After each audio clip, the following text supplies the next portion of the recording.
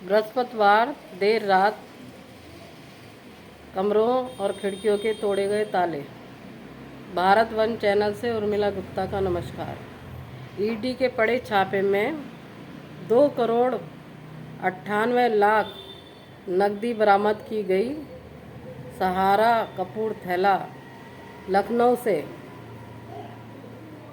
700 से ज़्यादा pen drive, 12 computer hijack किए गए। बहुत सारी चल संपत्तियों के कागजात बरामद किए गए और इसके बावजूद ये सुनने में आया कि जो अब ईडी के 100 अधिकारियों ने इनके ऊपर कार्रवाई करना चाहिए। जो सहारा के एम्प्लॉय हैं, डायरेक्टर हैं, उन्होंने इनको कोऑपरेट करने से मना कर दिया। कारण यही रहा कि इनकी असलियत लोगों के सामने आ जाती, लेकिन वो तो ईडी के अधिकारी थे, इनको कैसे छोड़ सकते थे। तो उन्होंने अपने छापेमारी में इस तरीके से पूछताछ की। जब पूछताछ नहीं हुई तो उन्होंने कमरों के ताले तोड़े और ताले तोड़ने में 298 करोड़ रुपया बरामद किया।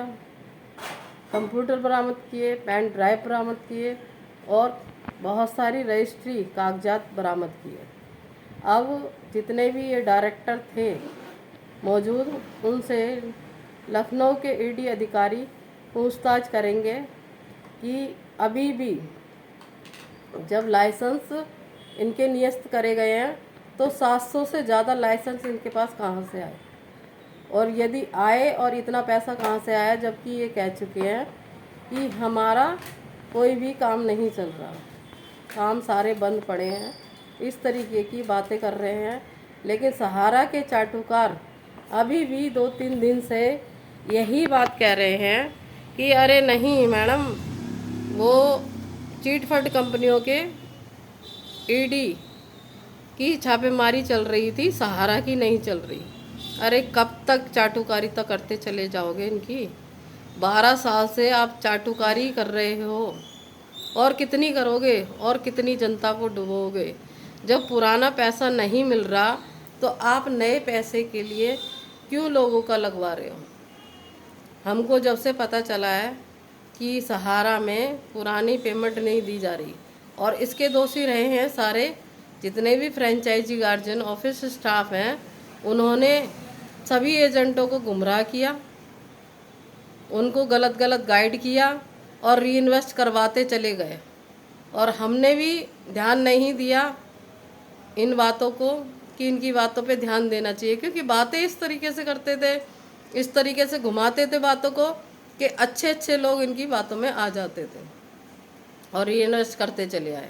2017 में भी मैंने रीइन्वेस्ट किया है इन लोगों के कहने पे कि 2020 में मैम सभी पैसा आपका मिल जाएगा। अब 2020 से 2024 आ गई और लेकिन इनका पैसे देने का कोई मकसद नहीं है।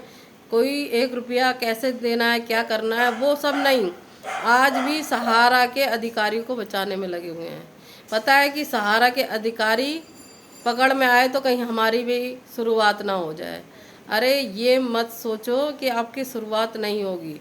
जब टाइम ख़राब आता है ना तो घर बैठे भी शुरुआत हो जाती है। तो अभी भी बहुत सारे बेवकूफ़ लोग हैं जो सहारा का गुणगान गा रहे हैं।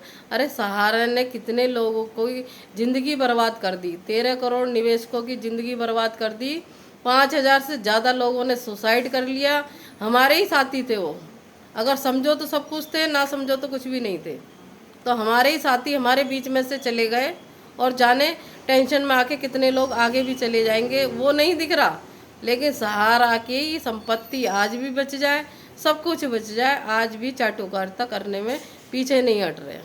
तो इस तरीके के लोग आज भी हैं जो सहारा के सपोर्ट में हैं। अरे हम कब चाहते हैं कि सहारा के ऑफिस ना खुलें? हम खुद चाहते हैं कि सहारा के ऑफिस खुलें, पेमेंट हो, पहले जैसा काम हो। लेकिन कब होगा? जब ईमानदारी होगी। ईमानदारी तो थी ही नहीं, बेईमानी थी। एक झूठ को छुपाने के लिए बार बार लगातार झूठ बोलते चले गए, और वो झूठ आज इतना बड़ा एम्पायर खड़ा हो गया कि कितने झूठ बोले, जो झूठ को कहते हैं ना, झूठ की ज़्यादा लंबी सीमा नहीं होती, झूठ एक न एक दिन सामने आ जाता है। तो सहारा का झूठ सामने आ चुका है और मैं उन सभी का दिल से धन्यवाद करना चाहूँगी जो 1% भी इस मुहिम में शामिल हुए, किसी भी तरीके से जैसे भी कर सके करा उन्होंने। और अभी भी कह रही हूँ कि लोग जाग जाओ, जागने का समय आ चुका है। अब सत्ता परिवर्तन हो गया है और चाहते हो अपना पैसा लेना तो घर से बाहर निकल जाओ, यही एक रास्ता बचा है, अन्यथा कोई रास्ता नहीं बचा। हाथ पे हाथ रख के बैठे रहना और कुछ नहीं मिलने वाला। धन्यवाद।